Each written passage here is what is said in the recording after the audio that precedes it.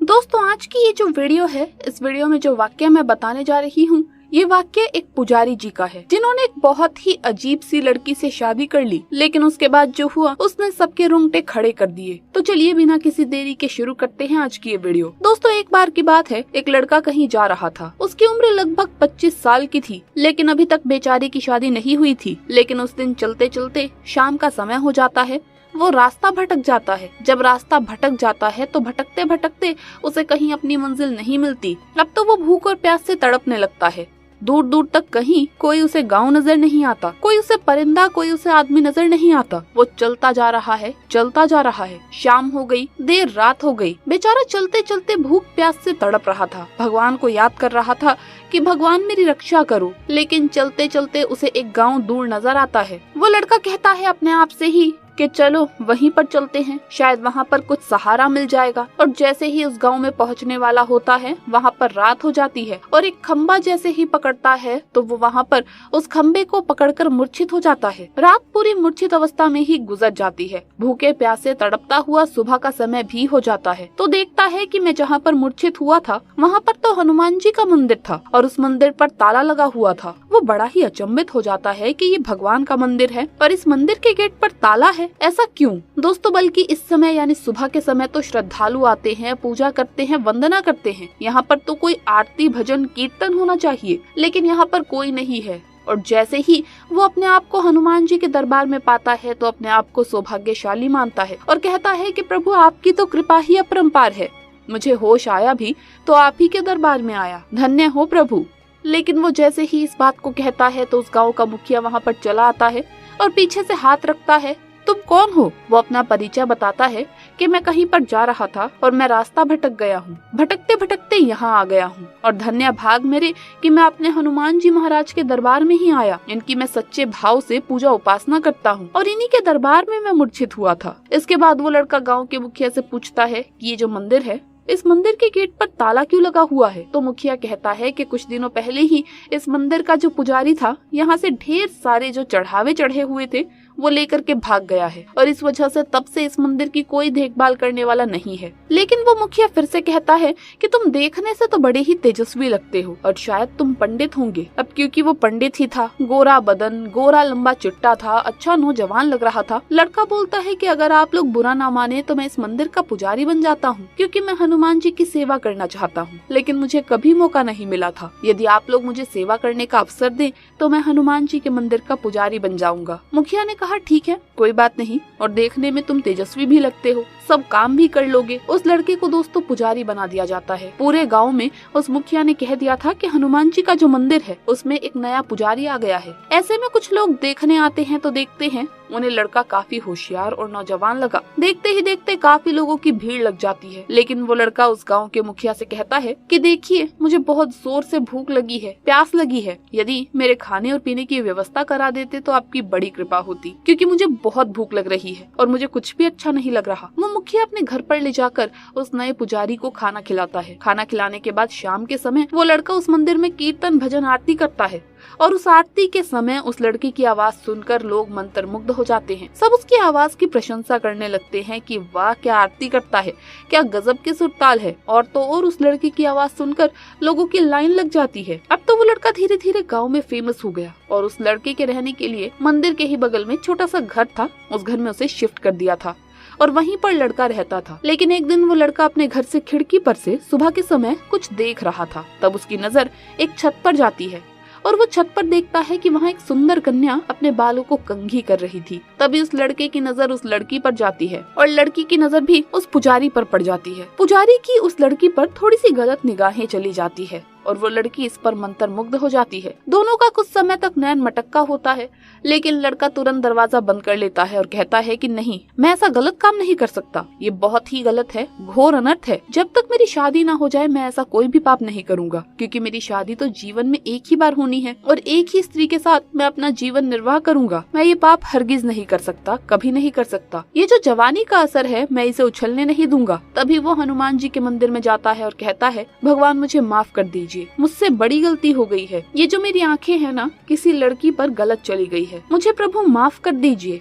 बस उस समय तक इस जवानी को कंट्रोल करने दीजिए जब तक कि मेरी शादी किसी एक के साथ ना हो जाए। हे भगवान, हे प्रभु, आप मुझे माफ कर दीजिए, मुझसे गलती हो गई है। इस तरीके से वो कह करके फिर से अपने विश्राम कक्ष में चला जाता है। जैसे जैसे उम्र बीतती गई वो भगवान की भक्ति में लीन होता रहा। लेकिन 2 साल बीत गए, 3 साल बीत गए, अब तक उस लड़के ने फिर कभी खिड़की का दरवाजा नहीं खोला, क्योंकि अगर खोलेगा तो उस लड़की की छत देखेगा, फिर से उसे वही याद आएगी। दोस्तों, वो बेचारा गर्मी में रहता, अपने कष्ट सह लेता, लेकिन उस रूम का खिड़की का दरवाजा नहीं खोलता, क्योंकि वहाँ से उसे गंदे ख्याल आते थे। अपने आप को कंट्रोल में वो रखता था, क्योंकि वो हनुमान जी का बहुत बड़ा भक्त हो गया था और हनुमान जी की कृपा भी उस पर लगने लगी थी। वो थोड़े बहुत झाड़ फूक भी करने लगा था। किसी के ऊपर यदि बुरी नजर लग जाती तो वो एक बार हनुमान जी का नाम लेकर झाड़ फूक कर देता, जल पिला देता, उसके ऊपर से बुरी नजर, प्रेत आत्मा धीरे धीरे खत्म हो जाती थी। किसी के भी घर में ऐसा कुछ भी होता था तो उस पुजारी को बुलाते थे। लेकिन एक दिन जो मुखिया जी थे, उनके लड़के की तबीयत अचानक से खराब हो जाती है। मुखिया जी भागे भागे पुजारी के पास आते हैं। पुजारी जी, मेरा बेटा कुछ अजीब हरकतें कर रहा है, चलिए थोड़ा देख लीजिए क्या हो गया है।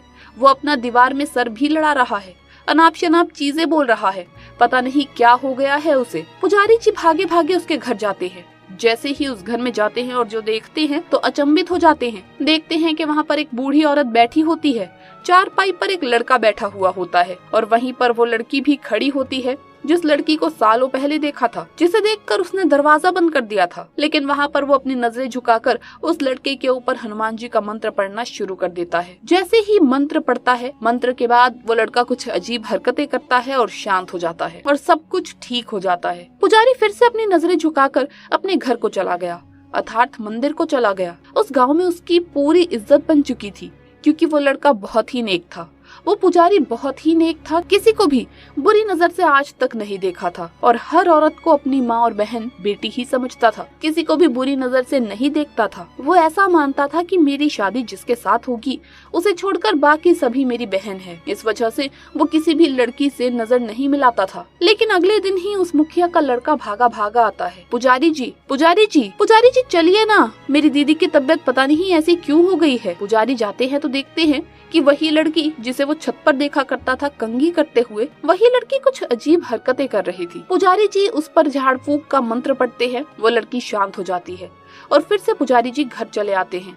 उस लड़की को अगले दिन शादी के लिए देखने वाले आने वाले थे। उस गांव के मुखिया ने कहा, देखो पुजारी, इस लड़की की शादी के लिए, इसे देखने के लिए कल लड़के वाले आएंगे, इस वजह से इसे सही करना बहुत ही ज्यादा जरूरी है। उधर अगले दिन जैसे ही लड़के वाले देखने के लिए आए, उसके घर पर उसी समय उसका भाई भागा भागा पुजारी के पास आता है और कहता है, पुजारी जी चलिए, मेरी दीदी के ऊपर फिर से कुछ ऐसा हो गया। पुजारी भागा भागा फिर से आता है और देखता है रुद्र आंखें, लाल लाल आंखें, भयानक खुले हुए बाल। फिर भी पुजारी बिल्कुल भयभीत नहीं होता, हनुमान जी का मंत्र पढ़ता है और उसके ऊपर कुछ करता है। लेकिन दोस्तों, उसका कोई असर नहीं होता और वो लड़की तुरंत एक डंडा उठाती है और जिससे शादी होने वाली होती है उसे 2-4 डंडे मार देती है और उसकी जो सास बनने वाली थी उसे भी 1-2 डंडे मार देती है और भगा देती है और कहती है, भाग जाओ इस घर से, ये शादी नहीं होगी और जिसकी भी शादी इस लड़की से होगी वो लड़का मर जाएगा। अगर तू अपनी मौत चाहता है तो ही मुझसे शादी करना, ऐसा वो लड़की बोली। ऐसे में जो लोग शादी के लिए देखने आए थे वो तुरंत भाग गए। उसके बाद फिर से पुजारी ने किसी तरीके से मंत्र वगैरह पढ़ के उसे शांत किया, लेकिन उसे सब कुछ पता चल गया था कि लड़की कहीं न कहीं कुछ ड्रामेबाजी कर रही है। इसके ऊपर कोई भूत प्रेत आत्मा नहीं है, वो लड़की के ऊपर कोई भूत प्रेत का साया था ही नहीं। अब तो उसके पूरे गाँव में डंका बज चुका था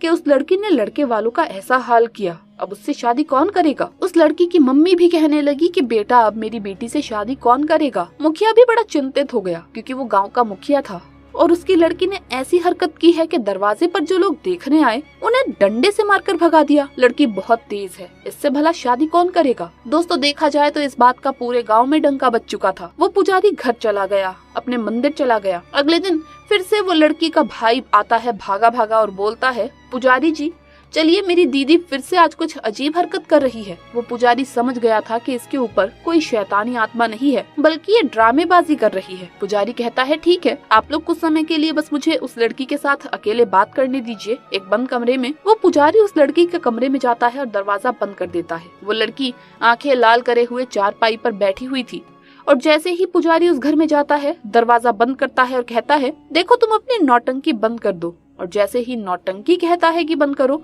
वो तुरंत समझ जाती है कि पुजारी मेरी चालाकी समझ गया है। फिर वो लड़की कहती है कि आखिर तुम समझ ही गए कि मैं नाटक कर रही हूँ। पुजारी लड़की से इस नाटक का कारण पूछता है। इस पर लड़की ने कहा कि मैं उस लड़के से शादी नहीं करना चाहती थी, इस वजह से पूरी ड्रामेबाजी की। तो वो पुजारी बोलते हैं कि सिंपल तो है, अपने पापा से बोल देती, मम्मी से बोल देती कि तुम्हें शादी नहीं करनी है तो वो तुम्हारी शादी नहीं करवाते, लेकिन तुमने ऐसा क्यों किया? इससे तुम्हारी बेइज्जती हो गई है, तुम्हारी शादी अब कहीं नहीं होगी। तो वो लड़की बोलती है मेरी शादी अब उसी से होगी जो मेरी पूरी हकीकत को जानता है। वो पुजारी बोलता है मैं समझा नहीं, तुम क्या कहना चाह रही हो? पुजारी जान के भी अनजान बन रहा था। तो लड़की बोलती है पुजारी तुम जानकर अनजान बनते हो, क्योंकि तुम सब जानते हो मैं क्यों ड्रामेबाजी कर रही हूँ। मैं कोई गलत नहीं हूँ, गांव वालों को पता है कि मैं गलत हूँ, लेकिन तुम्हें पता है मेरी हकीकत क्या है। इस वजह से मुझसे शादी अब तुम्हें ही करनी होगी। क्या तुम मुझसे शादी करोगे? जैसे ही ये बात लड़की बोलती है, तुरंत पुजारी उस घर के उस रूम से बाहर निकल जाता है। कहता है माताजी आपकी लड़की ठीक हो गई है,